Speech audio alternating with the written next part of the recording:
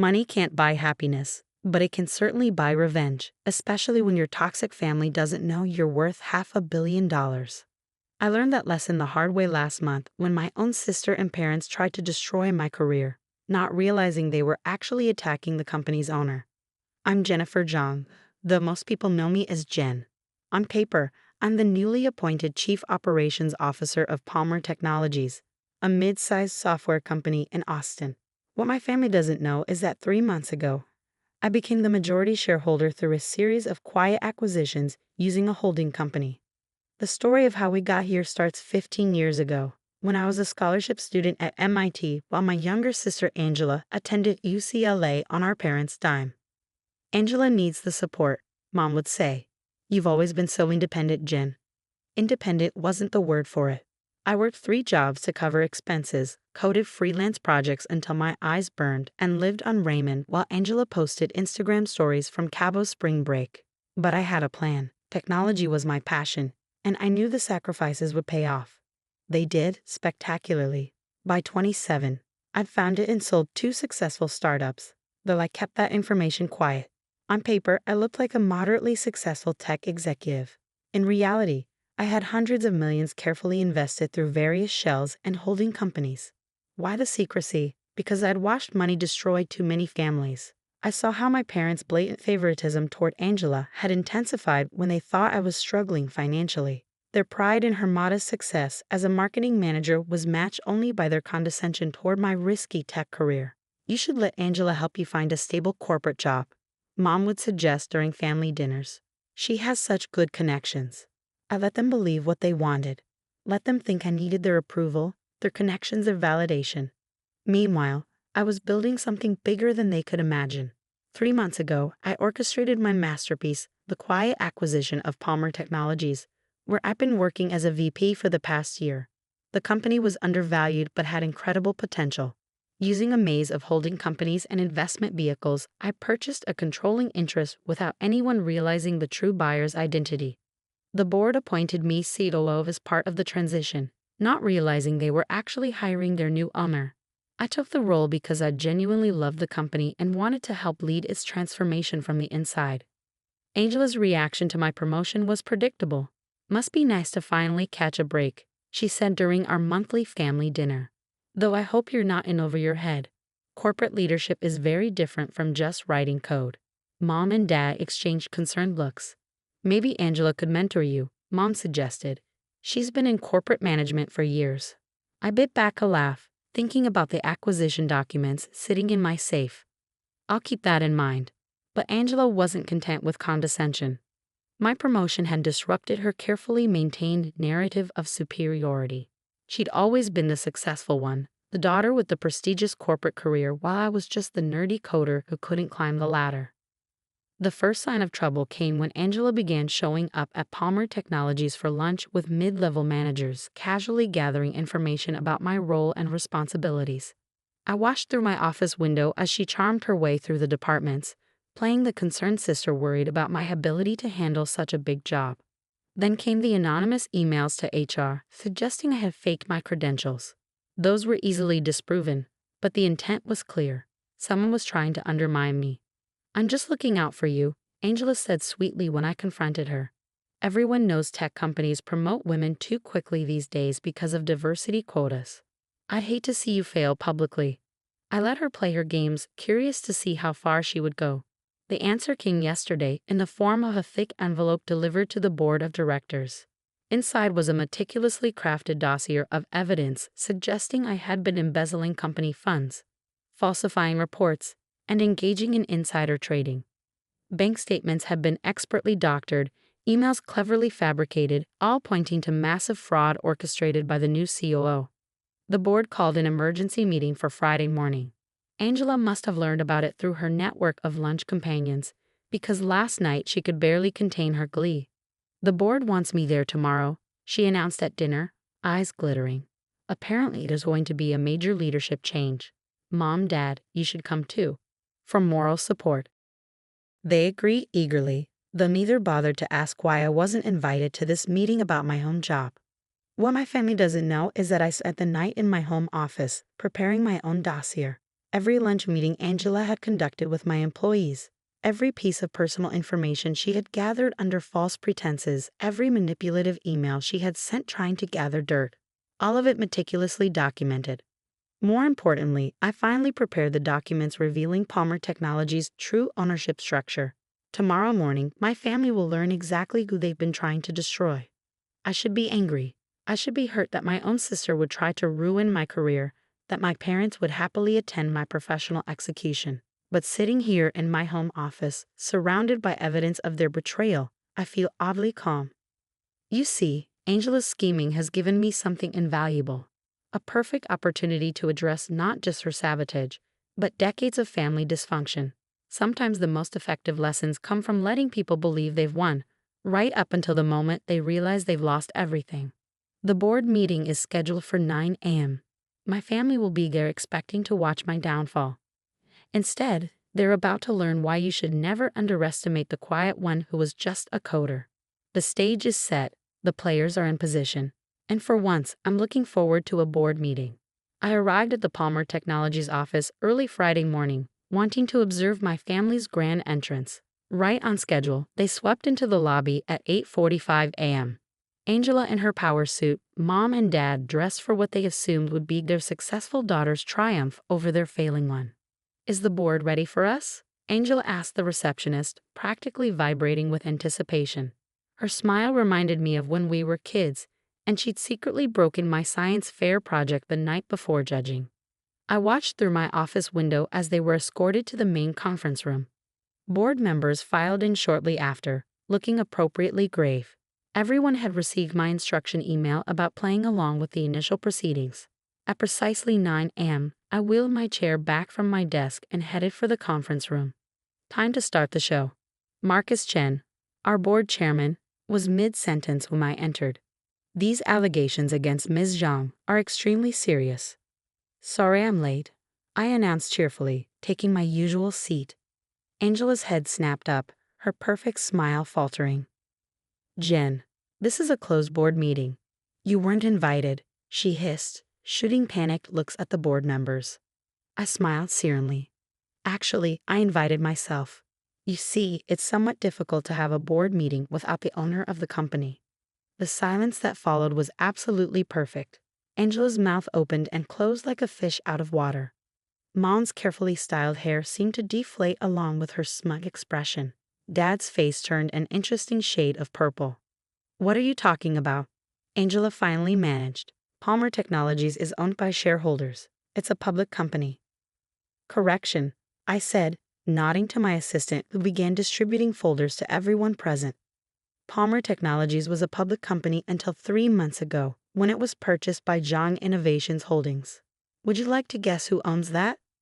I watched realization dawn on the board members' faces as they reviewed the documents. Many of them had wondered about the recent buyout but hadn't known the identity of their new owner. "This is ridiculous," Angela sputtered. "You can't afford? You're just a coder?" I finished for her. "Yes, you've mentioned that. Repeatedly, along with many other things actually. Sharon, could you play the recordings, please?" My assistant activated the conference room's audio system. Angela's voice filled the room. "Look, between us, my sister's not qualified for this position. I'm worried she'll embarrass the company. Have you noticed any unusual transactions in her department?" Recording after recording played. Every lunch meeting, every manipulative conversation, every attempt to gather dirt on me. Angela sank lower in her chair as her careful scheme unraveled. "And then there's this," I continued, holding up the envelope she'd sent to the board. "Falsified evidence of financial crimes, forged documents, attempted corporate sabotage. Tell me, Angela, did you really think no one would verify these allegations before acting on them?"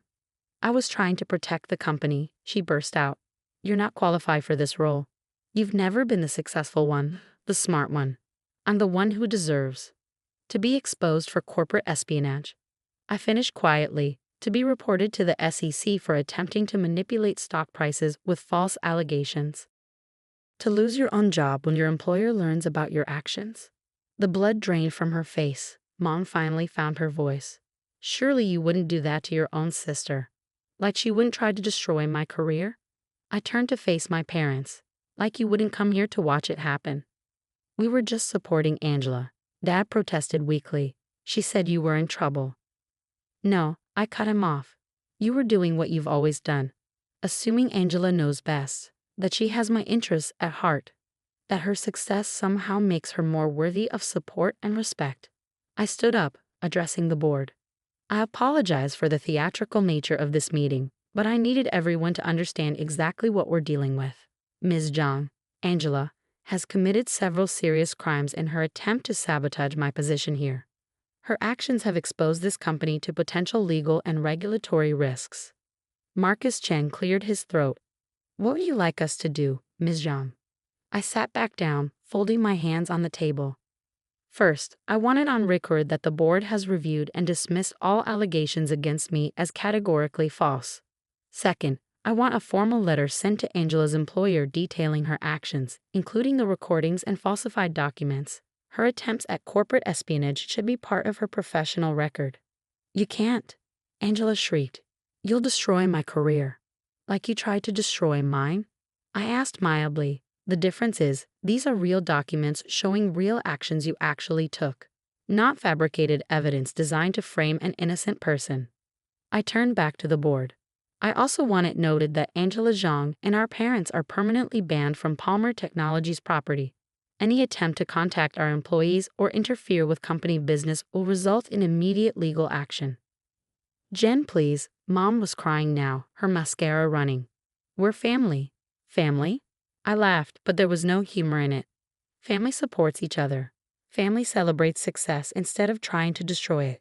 Family doesn't forge documents to get someone fired because their ego can't handle someone else's achievements. I pulled out one final document, a copy of my first company's acquisition agreement from 5 years ago. Do you want to know the real irony?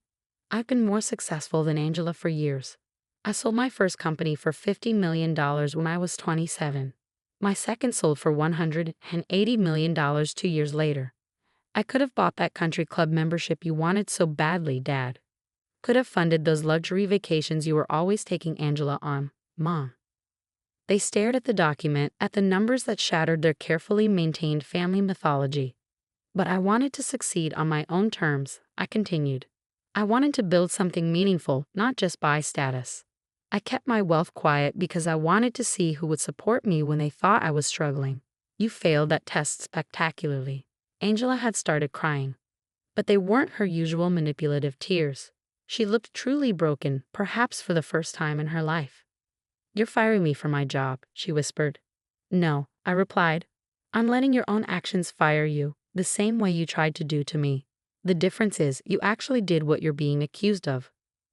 I stood up again, gathering my papers. The board meeting is adjourned. Marcus, please ensure all the documentation is properly filed. Mom, Dad, Angela, security will escort you out. Wait. Angela called as I reached the door. Please, I'm sorry, I was jealous. I couldn't stand that you were finally doing better than me. We can fix this, can't we? We're still family. I turned back one last time. You know what the difference is between us, Angela. When you thought I was struggling, you tried to knock me down further. When I succeeded, I kept it quiet to avoid making you feel inferior. That's the difference between real success and whatever game you've been playing. The next few weeks were interesting. Angela did lose her job when her employer learned of her corporate espionage attempt. Mom and Dad's friends at the country club suddenly developed a new respect for their other daughter when the truth about my success leaked out. I received multiple tearful voicemails, written apologies, even a letter from Angela's therapist saying she was doing the work to understand her toxic behavior. I archived them all without responding. 3 months later, I was working late when my assistant announced an unexpected visitor. It was Angela, looking very different from the polished corporate climber who tried to destroy me. She'd lost weight, cut her hair short, and wore simple business casual attire instead of her usual designer suits. I'm not staying, she said quickly, holding up a hand when I started to speak. I need to say something. She placed a thick envelope on my desk. This is every password, every contact, every piece of information I gathered while trying to sabotage you. I'm also sending a formal apology to the board and my former employer, taking full responsibility for my actions. I studied her carefully. Why now?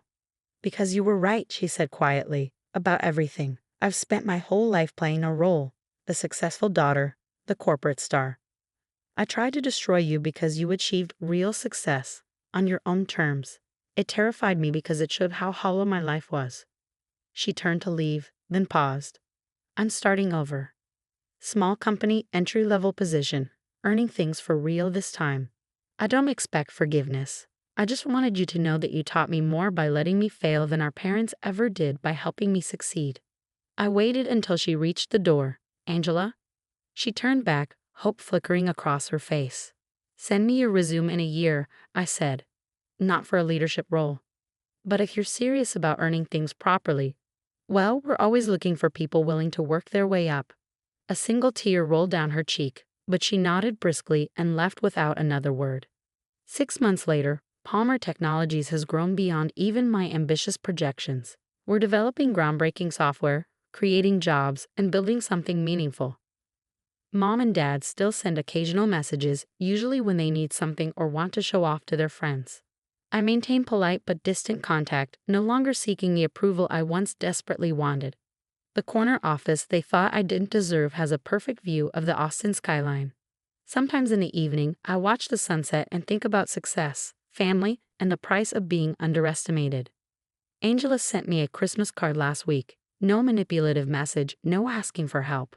Just a simple note. You succeeded not because of our family's support, but despite its absence.